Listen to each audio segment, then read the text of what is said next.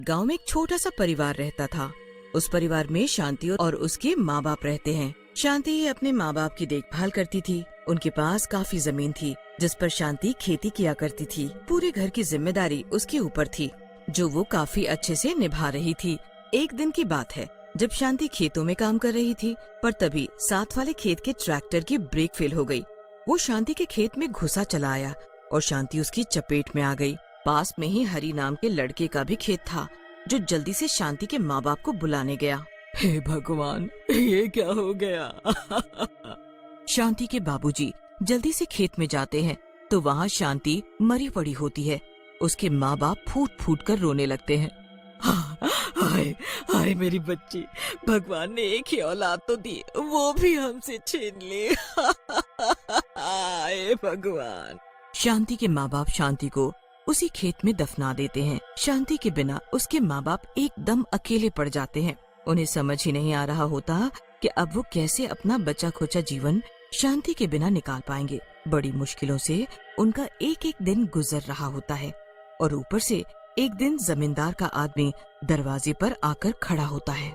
कोई है क्या घर में? कौन है? अंदर आ जाओ। हाँ भाई, कर्जा देने का कोई इरादा है कि नहीं? कर्जा? हाँ, कर्जा जो तुम्हारी बेटी ने लिया था पिछले महीने। बेटा, हम कर्जा कैसे चुका पाएंगे? हमारा तो एक ही सहारा थी और वो भी चली गई। अब तो कुछ दिन में खाने को भी नहीं होगा हमारे पास। वो देखो, मैं कुछ नहीं जानता। जमींदार जी ने बोला है पैसे लेकर आओ। अब मुझे एक तारीख बता दो कि कब पैसे दोगे। हमें कुछ दिन की मोहलत दे दो। वो आदमी वहाँ से चला जाता है। उसके बाद बेचारे बूढ़े माँ बाप चिंता में पड़ जाते हैं। मैं सोच रहा हूँ कल से खेती करना शुरू कर दूं। एक बार की फसल से सारा कर्जा भी उतर जाएगा और हमारा भी गुजारा हो जाएगा। अरे पर आप इस उम्र में कैसे खेती करोगे? आप थोड़ी देर चलकर ही इतना थक जाते हो और खेती करने की बात करते हो। कोई और चारा भी तो नहीं है हमारे पास। अगर कर्जा नहीं चुकाया तो जमींदार हमारे खेत घर सबके ऊपर कब्जा कर लेगा। अगले दिन बेचारा बूढ़ा आदमी खेतों पर काम करने जाता है। थोड़ा सा काम करके ही उस बूढ़े आदमी की हालत खराब हो जाती है।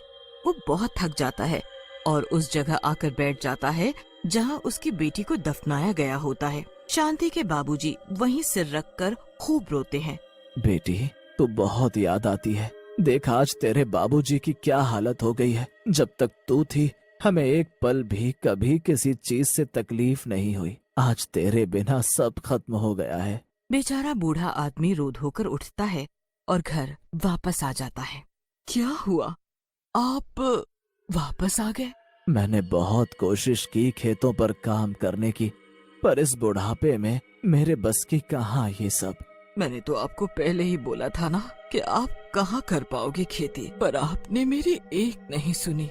हाँ, अब समझ आ गया, पर अब ये खेत, ये घर सब हमसे छिन जाएगा। क्या होगा अब हमारा?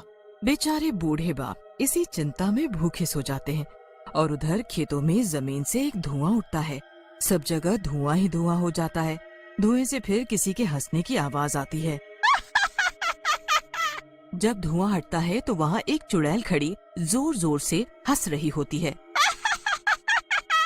मेरे खेत, मेरे प्यारे खेत। चुड़ैल पागलों की तरह पूरे खेत में इधर से उधर भागने लगती है। मेरी मिट्टी, मेरी मिट्टी, मेरे खेत। मैं इनको ऐसे बंजर नहीं रहने दूंगी। अपने माँ बाप को दुख नहीं झेलने दूंगी। मैं मरकर भी अपना फर्ज निभाऊंगी। चुड़ैल खड़ी होती है और खुद ही हल जोतना शुरू कर देती है। पूरी रात वो हल जोतती रहती है। फिर जैसे ही 4 बजने वाले होते हैं वो एकदम रुक जाती है। हाँ, सुबह होने वाली है, अब मुझे जाना होगा। किसी ने मुझे यहाँ देख लिया तो मुसीबत हो जाएगी। वापस से वहाँ धुआं उठता है और चुड़ैल उस धुएं में गायब हो जाती है। जब सुबह होती है तो पास वाले खेत में हरी काम करने आता है। खेत को आधा जुता हुआ देख वो बड़ा हैरान होता है। अरे बाबूजी तो बड़े ताकतवर निकले। बताओ, इस उम्र में आधा खेत जोत कर चले गए, पर समझ नहीं आ रहा कि उन्होंने ये सब किया कब। कल तो वो थोड़ी देर आकर वापस चले गए थे। हरी फिर शाम को घर जाते वक्त उन दोनों से मिलने चला जाता है और बातों बातों में खेत की जुताई की बात करने लगता है। ये बात सुनकर दोनों बूढ़े माँ बाप भी हैरान हो जाते हैं। मैंने तो ऐसा कुछ भी नहीं किया। मैं कल गया तो था पर वापस आ गया था। तो फिर बाबूजी आपका खेत। अरे तुझे गलत फहमी हुई होगी, छोड़ ये सब और बता, शहर कब जा रहा है? नहीं बाबूजी, अब शहर जाने की इच्छा नहीं है, सोच रहा हूँ यहीं रहूं। आपकी तरह मेरा भी दुनिया में कोई नहीं है। यहाँ तो अब सब गांव वाले अपने लगते हैं। आप भी मेरे माँ बाबूजी जैसे हो, पर शहर में कोई अपना नहीं। ये तो तूने सही कहा, यही रहे आराम से, दिक्कत क्या है? हरी काफी देर वहाँ बैठता है और फिर अपने घर चला जाता है। रात काफी हो चुकी होती है और जब पूरा गांव सो जाता है तो फिर से उस खेत में धुआं उठता है और वही चुड़ैल वापस आ जाती है। अभी आधा खेत बचा हुआ है, मुझे आज रात में पूरे खेत को जोतना ही होगा। चुड़ैल पूरी मेहनत से बाकी का खेत भी जोतने में लग जाती है। रात भर में वो पूरा खेत जोत देती है और वहाँ से उसी धुएं के साथ गायब हो जाती है। अगले दिन फिर हरी खेत देखकर हैरान हो जाता है और फिर से माँ बाबूजी को जाकर बताता है, पर उन्हें कुछ भी समझ नहीं आ रहा होता कि आखिर ये कौन उनकी मदद कर रहा है। आखिर कौन है जो हमारी मदद कर रहा है? क्यों ना आज रात को हम जाकर देखें? हाँ? रात को बाबूजी अकेले जाते हैं और छुपकर देखते हैं, पर वहाँ कोई भी नहीं होता। सब ऐसे के ऐसे ही पड़ा रहता है।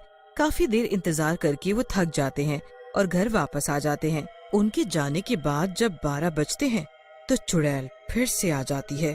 आज तो मुझे बीज बोने हैं, ये तो चलो आसान काम है, मैं एक रात में ही कर दूंगी। जल्दी फसल उगने लगेगी और सब मुसीबत दूर हो जाएगी। चुड़ैल फटाफट पूरे खेत में बीज बो देती है। जब थोड़े दिन बाद खेत में छोटे छोटे अंकुर निकलने लगते हैं, तब हरी जल्दी से माँ बाबूजी के पास जाता है और उनको खेतों में लेकर आता है। अरे ये तो वाकई चमत्कार हो गया।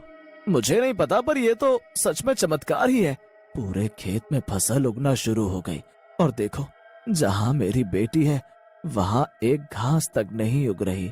माँ बाबूजी उस जगह जाकर बैठ जाते हैं और शांति को याद करके खूब रोते हैं। उनके रोते ही वहाँ बारिश शुरू हो जाती है और उनको घर वापस आना पड़ता है। उसके बाद चुड़ैल रोज रात को आकर अपने जादू से बारिश करती है। कुछ ही समय में खेत में लहराती हुई फसल उग जाती है। माँ बाबूजी को तो समझ ही नहीं आ रहा होता कि आखिर ये सब कौन कर रहा है। एक दिन फिर दोनों बूढ़े माँ बाप सोचते हैं कि वो पूरी रात वही खेत बैठकर देखेंगे आखिर ये सब कर कौन रहा है।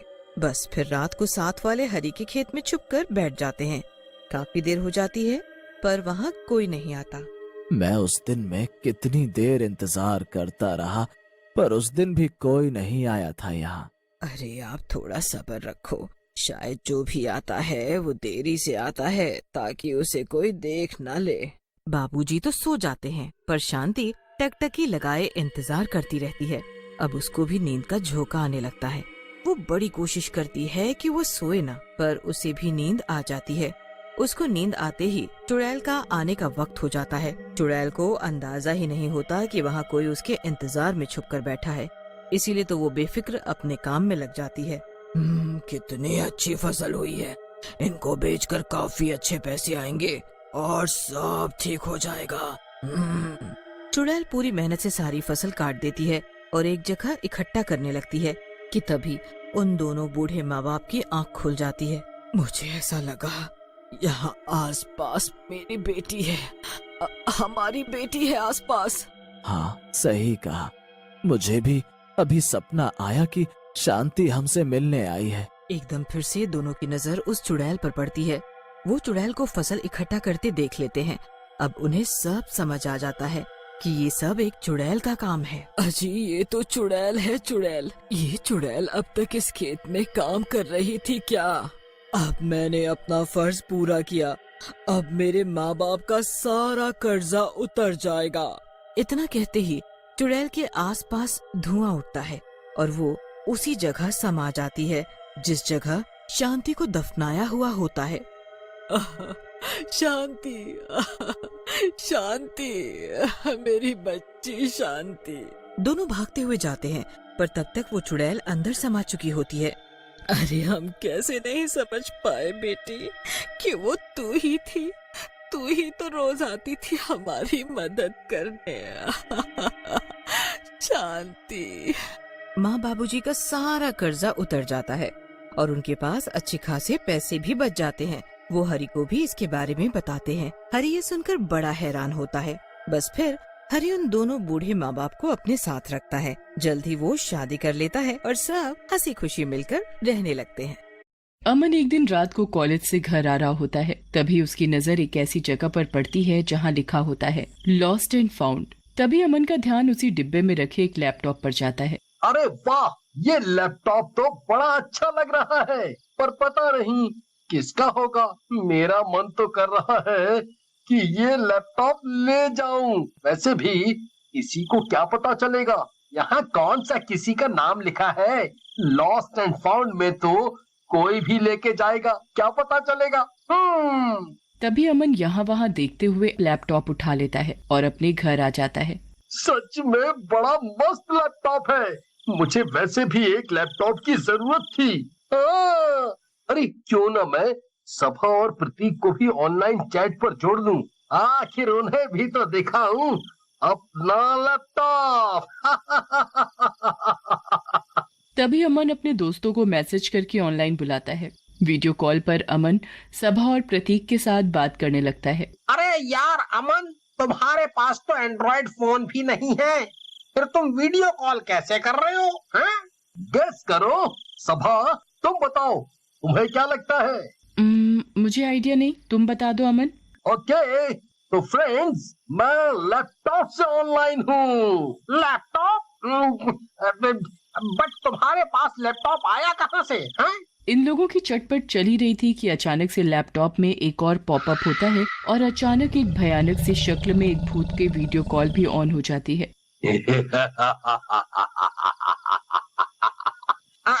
अरे अरे ये कौन है? हम तो सिर्फ 3 ही लोग कॉल पे थे ना। ये चौथा विंडो किसका है? इतनी डरावनी शक्ल है यार। चुपचाप बताओ, हमारे अलावा और किसे बोला ऐसे मेकअप करके डराने को? गाइस, मैंने कोई प्रैंक प्लान नहीं किया है। मुझे नहीं पता ये कौन है। मुझे तो बहुत डर लग रहा है उसकी शक्ल देख के। देखो, पूरे चेहरे पे खून ही खून लगा हुआ है। कौन कौन हो तुम? और तुम्हें हमारा नंबर कैसे मिला? तुमने हमें वीडियो कॉल में ज्वाइन कैसे किया?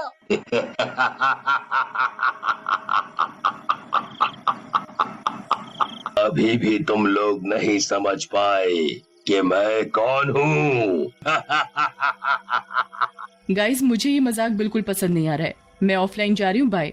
इतना कहने की देर थी कि अचानक ही सभा के लैपटॉप की विंडो फ्लिकर करने लगती है। वे लोग यहाँ सभा को सब्र बंधा रहे थे और तभी अचानक सभा की कॉल प्ले होती है और जो नजारा प्रतीक और अमन देखते हैं वो दंग रह जाते हैं।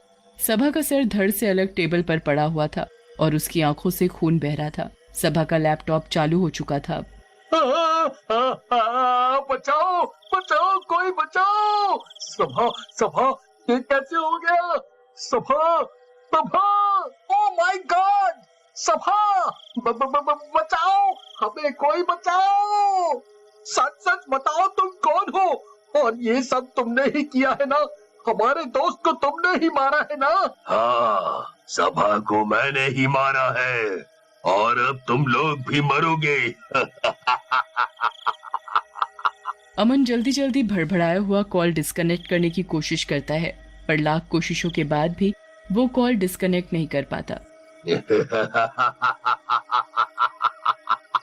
तुम लोग बेकार की कोशिश कर रहे हो, मेरे जाल में फंस चुके हो और अब तुम दोनों मरने वाले हो। अपने मरने की बात अपने ही कानों से सुनने के बाद भी उन लोगों को यकीन नहीं हो रहा था। भूत, मैंने आपका क्या बिगाड़ा है? मैं तो आपको जानता भी नहीं। कृपया मुझे नहीं मारो। बचाओ बचाओ बचाओ। तभी अमन के फोन पर एक मैसेज आता है, अब तुम्हारी बारी है। ये मैसेज पढ़कर अमन तो मानो जीते जी मर गया हो। वो वहीं चक्कर खाकर बेहोश हो जाता है। इधर प्रतीक अमन को वीडियो कॉल पर बेहोश होता देख अपने घर से बाहर भागने लगता है अपने आप को बचाने के लिए। बचाओ बचाओ, कोई है? मुझे इस भूत से बचाओ, कोई मुझे बचाओ। प्रतीक आशा की किरण जगाते हुए गाड़ी को रोकने लगता है। प्रतीक रोड के बीचों बीच गाड़ी को दोनों हाथ दिखाते हुए रोकता है। गाड़ी अचानक प्रतीक के बिल्कुल सामने आकर अचानक रुक जाती है, पर गाड़ी का शीशा नीचे नहीं होता। प्रतीक गाड़ी का आगे का शीशा बचाते हुए, अरे खोलो गेट खोलो, मुझे बचा लो। मेरे पीछे एक भूत पड़ा हुआ है, वो मुझे जान से मार देगा। प्लीज मुझे बचा लो, मुझे बचा लो। तभी गाड़ी का पीछे वाला लॉक खुलता है और प्रतीक दरवाजा खोलकर अंदर बैठ जाता है और गाड़ी वाले को तेज गाड़ी भगाने को कहता है। गाड़ी वाला तेज तेज गाड़ी भगाने लगता है, पर वो गाड़ी को एक जंगल की तरफ मोड़ लेता है। ये देखकर प्रतीक कुछ समझ नहीं पाता। अरे भैया, ये आप गाड़ी कहाँ ले जा रहे हो? चुपचाप बैठा रह, मैं बिल्कुल सही जगह ले जा रहा हूँ तुझे।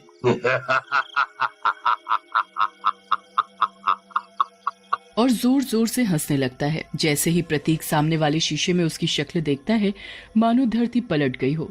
वो गाड़ी वाला और कोई नहीं, वही भूत था जिससे बचने के लिए वो इतनी कोशिश कर। मैंने तुम्हारा क्या बिगाड़ा है? मुझे क्यों मारना चाहते हो? मैं अभी नहीं मरना चाहता, मुझे जाने दो। छोड़ दो मुझे, छोड़ दो।